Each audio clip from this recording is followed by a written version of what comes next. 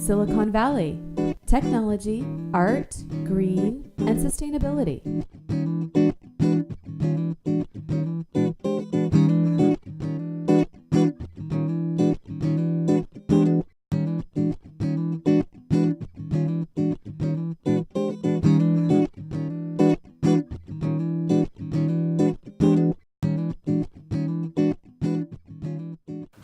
Hi, welcome to another episode of Silicon Valley Tech, Art, Green, and Sustainability.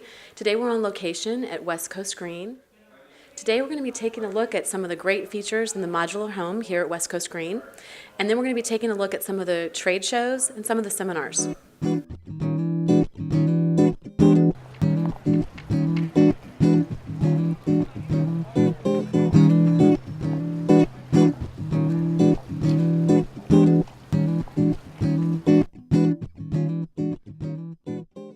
Well, thank you for joining us. My pleasure. West Coast Green 2010. Tell us about the house.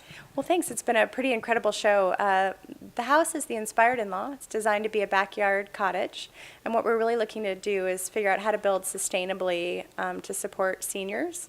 And the product we've developed is a backyard unit so that we can use existing city infrastructure, build in the backyard, use existing resources that are already there, and preserve our open space. Okay, and this is finished. Do they usually come finished too? Yes, we're able to offer, through Modular Source as a company that has a network of factories all over the country, and so we're able to offer this product nationally, and what we can do is find a builder in your region so that it can be a more sustainable approach. We're not shipping across country, but building it regionally and getting it to the masses. How fast are they installed? They're delivered in about 45 days.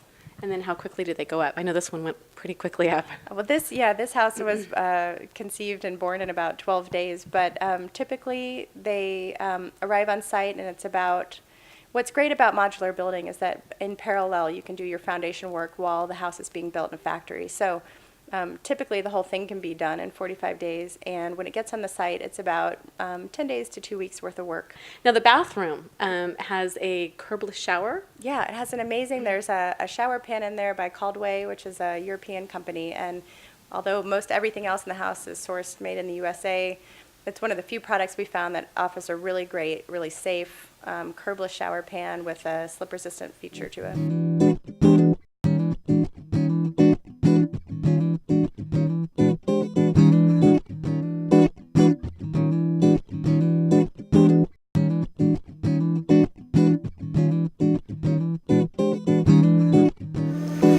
Particularly excited to be here because the theme of this conference is the theme that I'm obsessed with at the moment, is the conclusion of my last book, Third World America.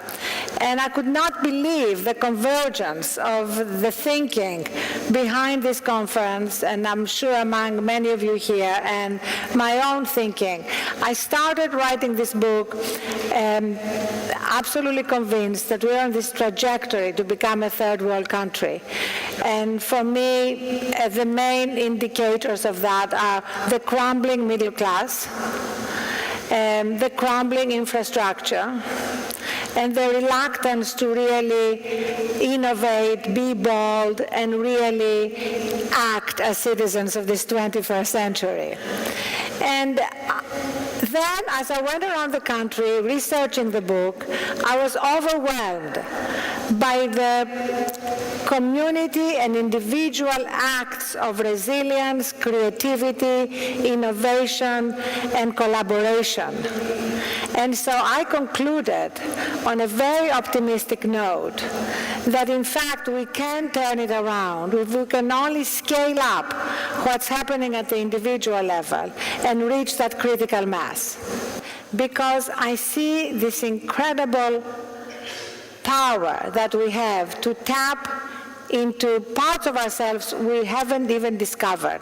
I write in the book about the fact that biologists and psychologists talk about the first three instincts: survival, sex, and power. But I believe that we all have a fourth instinct. And that's the instinct to find meaning in life, to find a purpose beyond our own preoccupations and our own success or failure. And when we tap into that instinct and live from that, our life gets meaning and fulfillment that otherwise it cannot possibly have. And so right now there is this moment where the crisis the country is undergoing is also a phenomenal opportunity to go to those places who have been reluctant to go. I'm talking about the large majority in this country, not the individuals, I'm sure, in this room, and to begin that journey. I quote Jonas Salk in the book, who talked about us moving from Epoch A to Epoch B. Epoch A was all about competition, survival. Epoch B is all about collaboration and meaning and sustainability, which is basically, as Van Jones has said many times, to take us beyond just consumption and beyond just spending, and create a sustainable future that is sustainable both at the personal and at the collective level.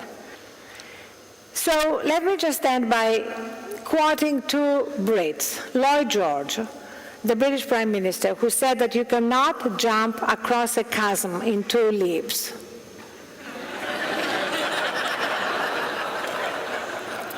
And that's what we try to do with the stimulus bill that had just over $70 billion in infrastructure projects when we have a desperate need for real major infrastructure developments that will link us to renewable energy, that will basically bring up to 21st century standards in infrastructure, which is completely dilapidated, with pipes dating back to the Civil War, and with pipes like the ones in San Bruno that ended up exploding, destroying homes and killing people. But it didn't happen, because unfortunately, the Obama administration's audacity to win morphed into a timidity to govern. But we still need the audacity that will make it possible for us to jump across the chasm. And only bold initiatives will do that. Winston Churchill said that we can count America to do the right thing once it has exhausted all other possibilities. Well, we have exhausted all other possibilities. It's time to do the right thing. Thank you so much for being part of the right thing.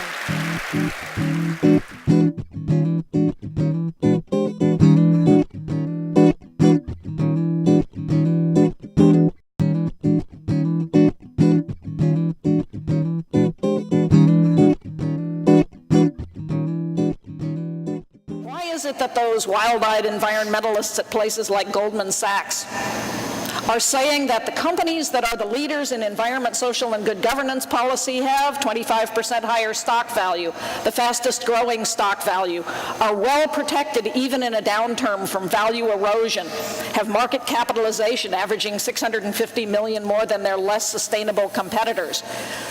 What we're teaching is that anymore, if you want to be in business, you will do it in a more sustainable way. That's what's more profitable. The magic in the room is really the fact, recognizing that we all learn from one another. With any luck, we will create what we will call the Madrone League. You've heard of the Ivy League? Let's have a Madrone League of sustainability. Interesting. Okay. Bainbridge. One of the founders of Global Business Network, one of the inventors of scenario planning, Dr. Jay Ogilvy, a man who brings the experience from Google and the technology of the Silicon Valley, founder of Presidio of Natural Capitalism, put us together with all of you and all of your content.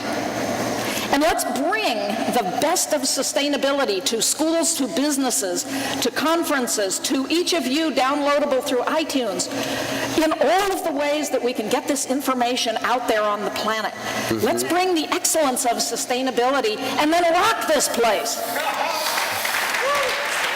I mean, because as you say, we are failing. It's fun, and education's great. We like to learn, but at the same time, we have incredible global challenges that we need to tap that expertise to resolve. And now kids, are confronted with Al Gore and these messages of 350 and conflict over natural resources being depleted, whether it's water and oil or whatnot. I mean, we hear this all the time, be the change and such things, but I think education really is a place that you can make the future brighter. And sustainability, I think, is one of the keys to that. How do we create hope? Teilhard de Chardin said, the future belongs to those who give hope to the next generation. How do we do that?